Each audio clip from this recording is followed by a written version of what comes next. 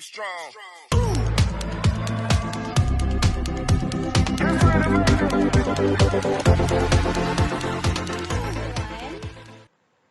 This is Doc V for the lesson in English.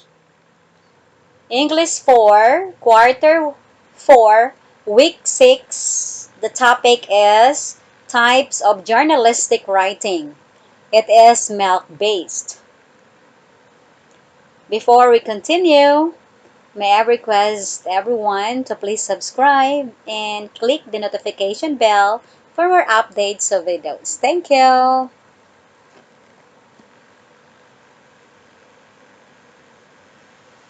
After going through this lesson, you are expected to distinguish among types of journalistic writing: news report, opinion article, feature article, and sports news article.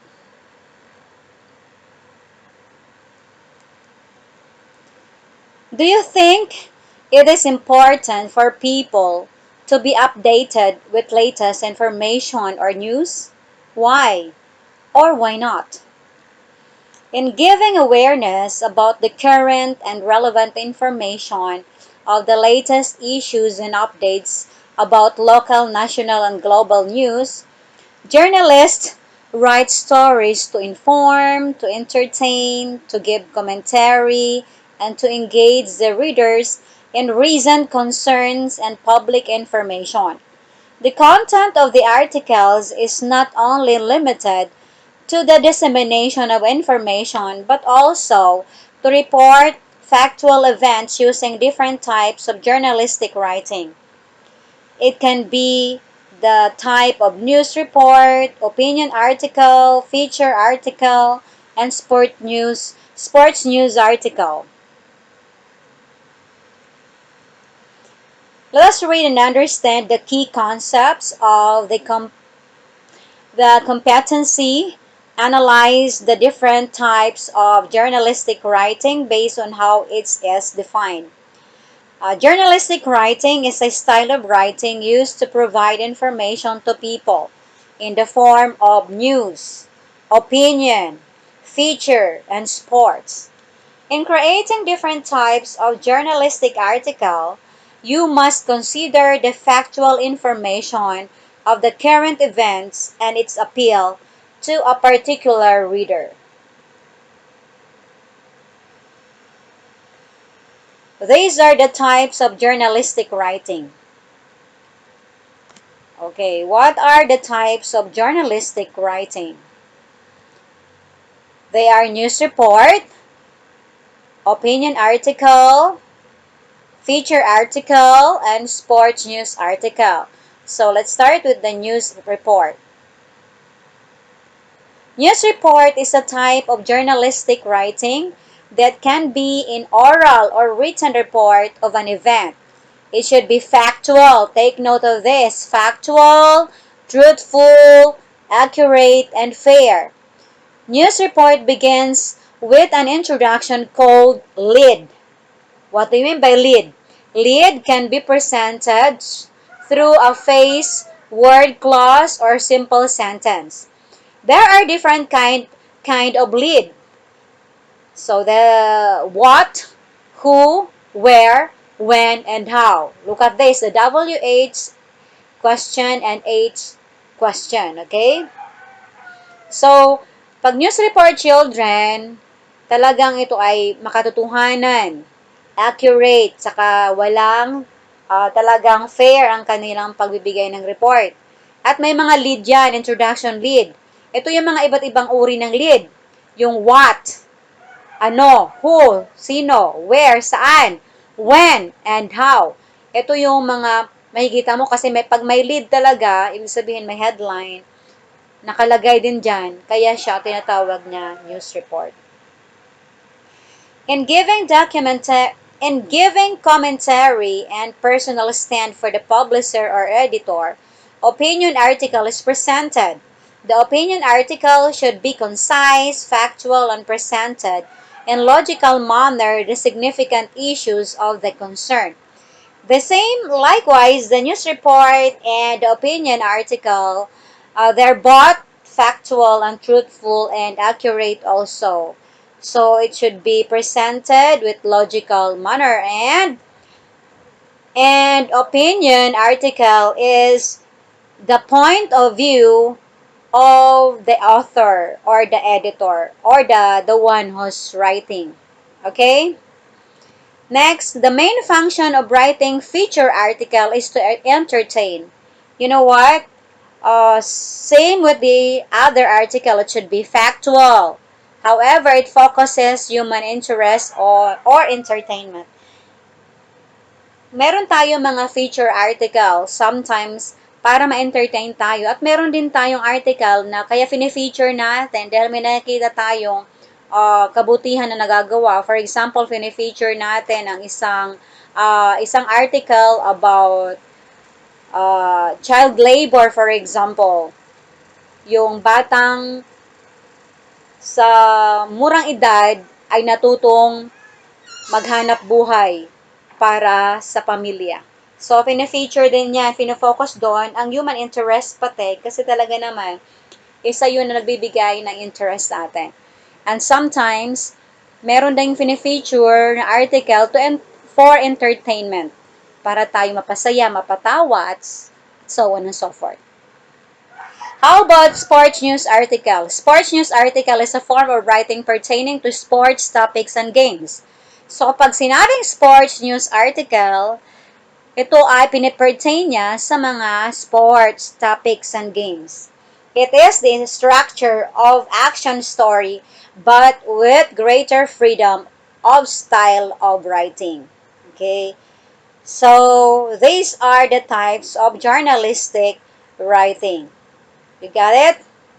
Okay. Pag sinabi kasi children na news report, talagang nakalagay doon, ano yon, sino sumulat, saan, kailan, at paano ang report na yon, yun ang lead na sinasabi.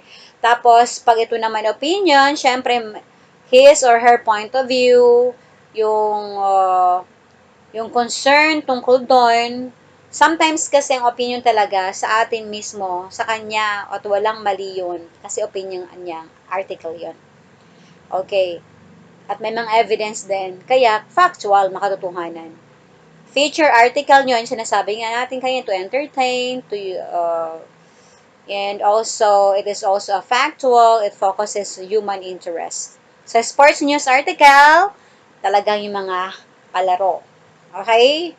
Mga topics about mga palaro, mga games. Naintindihan? Okay, good.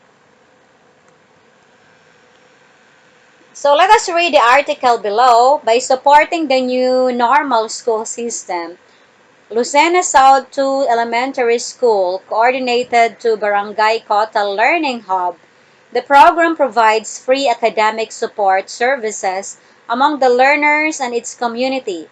It is facilitated through a peer tutoring program in which selected pupils from Lucena South 2 Elementary School are being assisted and guided in accomplishing one's self-learning modules and other learning activity sheets.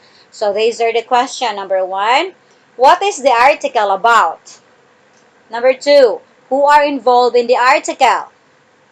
Number 3, what program is initiated by the LGU Barangay Kota? How does the program help the learners to new normal education, and what type of journalistic writing is emphasized in the article? Is it to inform, to give point of view, to entertain, to cover a sports story? So now, children, let us answer now, okay? As you can see there, what are the questions there? There are lead. It means to say there are questions, the WH question and H question here. So what kind of writing is this? Of article is this? So I know you knew that already because I explained it a while ago. Now let us answer these questions, okay? Let's start with question number 1. What is the article about? Ano ang article about? Para saan ang article? Ano yun? Okay? What is the article about?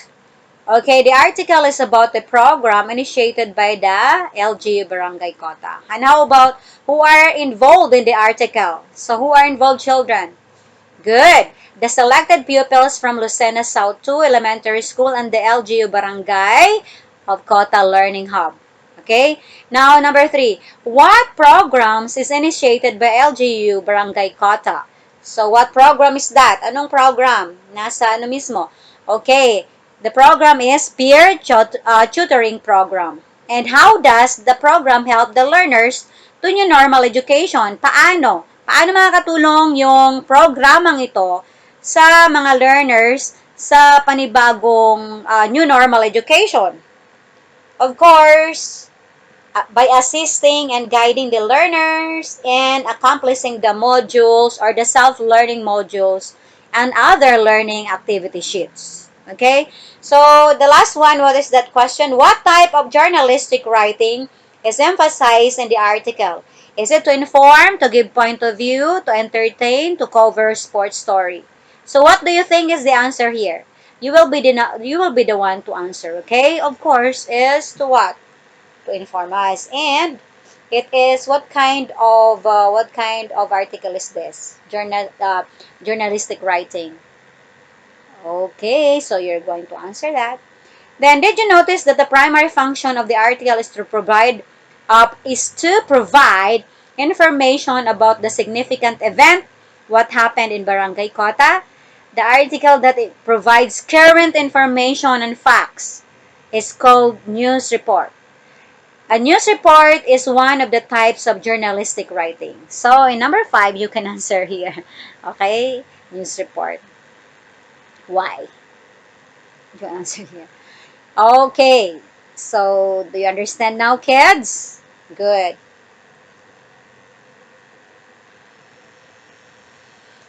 Let's proceed to the learning task 1. Identify the type of journalistic writing used in the following articles. Select the answers from the given choices inside the box. Do this in your notebook. What are the given choices? A. News report. B. Opinion article. C. Feature article. D. Sports news article. Okay, let us read. And after reading, of course, let us answer. Number 1. Manila, Philippines, Malacanang on Wednesday announced that some 2,000 hogs from South Cotabato have arrived in Metro Manila in order to plug supply shortfall and bring down prices of pork and other products. Number 2. As more and more people are vaccinated against COVID-19, the positive effects of immunization are emerging. While there is still little data on the ability of the vaccines to prevent transmission, more and more vaccines are showing excellent clinical efficacy. Clinical efficacy is defined as the ability to prevent symptomatic disease, but not necessarily a symptomatic disease. More importantly, almost all the vaccines for which some phase 3 data have been released show very strong protection against the development of the severe disease. Okay, number 3. Manny Pacquiao showed a glimpse of what boxing fans have been missing since he last made an appearance in the ring 19 months ago. The Filipino boxing legend on Monday posted a video of himself on social media flashing his killer head, speed, and footwork as he makes his seemingly impending ring return later this year. The 42-year-old, whose inactivity largely due to the COVID-19 pandemic was relegated by the WBA and its champion in recess, is reportedly in talks for a fight against Phenom Ryan Garcia. For number 4, is mobile gaming good or bad? We hear some parents complaining that their kids are always glued to their mobile phones, addicted to gaming. Does that mean mobile gaming is bad? Does it bring any good? And number 5.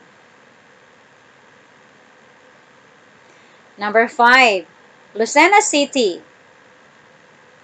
2 bus companies were allowed to resume their regular trips from this provincial capital of Quezon to Binyan City in Laguna Province starting February 8, nearly a year after their operations were suspended due to the COVID-19 pandemic.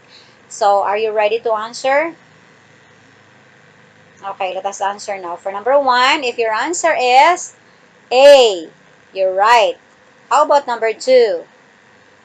If your answer is B, why B, opinion? Because there are opinions there that usually given. Okay, very like there are opinion like very, more importantly, almost. So that's opinionated, opinion. Okay. Number 3, letter D, sports news article. And number 4, letter C, YC is also a feature article like gaming. It can be also as it can be an opinion article, but mostly it is a feature article. Okay. Next, number 5, letter A. Good. Okay. Next one. Now let us answer the learning task 2. In its item, identify the types of journalistic writing. So choose the letter of your answers. Do this in your answer sheet. For number 1, to what does journalistic writing rely on? A, facts and evidence. B, propaganda. C, action plan. D, emotional appeal. What is your answer? Okay, good. It should be letter A, facts and evidence. Next, number 2. What type of journalistic writing aims to entertain rather than to inform? So what is that?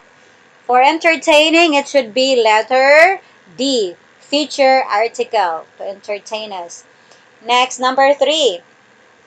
What type of article features the latest happening in game events? Is it news article A, B, feature article, C, sports news article, D, opinion article? Good! It is because of the game sports news article. How about number 4? How do you know if the article is news report? How? A, the article consists of counterfeit information in the article. B, the article attempts to deliver an out of context information. C, the article contains relevant facts and information about the issues. The article informs the reader about what the writer knows and his and her opinion about it. So it should be letter C. And number 5, what article contains views regarding current issues in the society? Views, okay? Contain views regarding current issues, point of view. Is it A, new report article, B, opinion article, C, feature article, or sports news article? It should be because of the views of the current issues, their point of views. It should be letter B. Okay, that's it. For learning task 3, you're going to read a situation, identify which types of journalistic writing should Mary write. Do this in your notebook. So number 1, let us read first from 1 to 4. Number 1, Mary is attending the school virtual awarding ceremony in class. The teacher assigned her to get the facts and the significant information in the ceremony. Mary is wondering why she needs to write an article. The teacher told her that she will be a part of the campus journalism and her write-up will be the headline. What article does Mary write? Why? Number 2. It was the celebration of Thanksgiving Day. Mary noticed that one of her neighbors prepared sumptuous lunch not for them, but for the needy people in the streets. It was well packed with simple token. The simple act of her neighbor touches her heart. So she decided to include it to her article. What type of article should Mary create and why? And number 3, everybody yells. They are excited to know the results of new Miss Universe 2020. Everyone has their own bet to whom the crown of the new Miss Universe will be given. Mary, on the other hand, was motivated to capture this moment and decided to include this in her report's news article. Um, is it right that Mary includes this event in sports news section? Why or why not? And number 4, Mary is good in writing a news report, but she wanted to express her stand and point of view about the issue today. What type of journalistic writing should she make and why? Now let us answer. Are you ready? For number 1, what will be the correct answer in here? If your answer is news report, because lead can be presented through a phrase, word, clause, or simple sentence. There are different kind of lead: the what, who, where, when, and how. So that's the news report. Next, for number 2, it was the celebration. What will be feature article? Why? It focuses to human interest or entertainment. Human interest because, the interest of, especially ganito kasi yan, pag feature, pinapakita rito, di ba, kung paano tumulong para din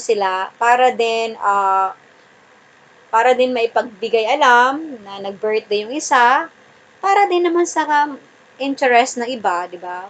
Kasi kapag tumutulong tayo para lalong-lalo na sa mga mahihirap, the less privileged people, nagbibigay yun ng emotional interest or human interest. And sometimes, nakakapagbigay aliw pa yon. Okay? So, that's it. Number 3. Okay, is it right that Mary includes this event of sports in news section? Pag Miss Universe 2020, it should be what? Kasi tatanong doon, dapat may lead doon. What is that? What kind of contest is that? It is Miss Universe 2020, right? And nakalagay dapat who are involved. Tapos sino rin na nagsulat, where, saan yung ginanap, when, kailan, and how, paano. So, dapat, ano ba dapat dito? Dapat news report. And, anong sagot nyo? I think it should be written in news report, not in sports news section, since news report has different kind of lead. Yun nga, sinabi ko kanina, while sports news article is a form of writing pertaining to sports topics and games. So in number 4, Mary is good in writing a news report, but she wanted to express her stand or point of view. So dito kayo nang sasagot. Pag sinabing express ng point of view or kanyang stand, ibig sabihin opinion yon. So alam nyo na yon. So what kind of article? Bakit? Kasi gusto niya ma-express ang kanyang stand and point of view. So that is what kind of article Mary should write. It should be good. It should be opinion article. Okay? Okay, next. For learning task 4, complete the concept map. This is a concept map. Distinguish the similarities and differences of each type of journalistic writing inside the box. So this one, ito yung sa gitna na to, nandito yung similarities. Itong magkabila naman, ang tawag dyan ay differences. So, titingnan natin yung nasa gitna nito, okay? So, let us answer this. These are the type of journalistic. What are these types? The news report article, opinion article, feature article, at saka sports news article. Now, let us answer. What are their similarities? Okay, the similarities of all, they are factual. For news report and article, they're both factual. Ano naman ang news report? Okay, there are different kinds of lead. What, who, where, when, and how. How about opinion article? Personal stand of the publisher or editor. How about naman dito, pagkakatulad nung feature article sa sports news article? Okay, human interest. Feature article, dito yung focuses on entertainment. Sa sports naman, form of writing pertaining to sports topics and games. Maliwanag po? Good. So let us apply the missing words to complete the paragraph. Do this in your notebook. Let us read first, okay? Blank is used to provide information to people in the form of blank, blank, blank, and blank. In creating different types of journalistic article, you must consider the blank information of the current events and its appeal to particular blank. Okay? So are you ready to answer? Let us answer now. The first blank is journalistic writing. How about this one? Okay, news, opinion, feature, what else? Okay, sports. In this part naman, what is the answer there? Factual. Now let us read, okay? Journalistic writing is used to provide information to people in the form of news, opinion, feature, and sports. In creating different types of journalistic article, you must consider the factual information of the current events and its appeal to a particular reader. Good job, kids!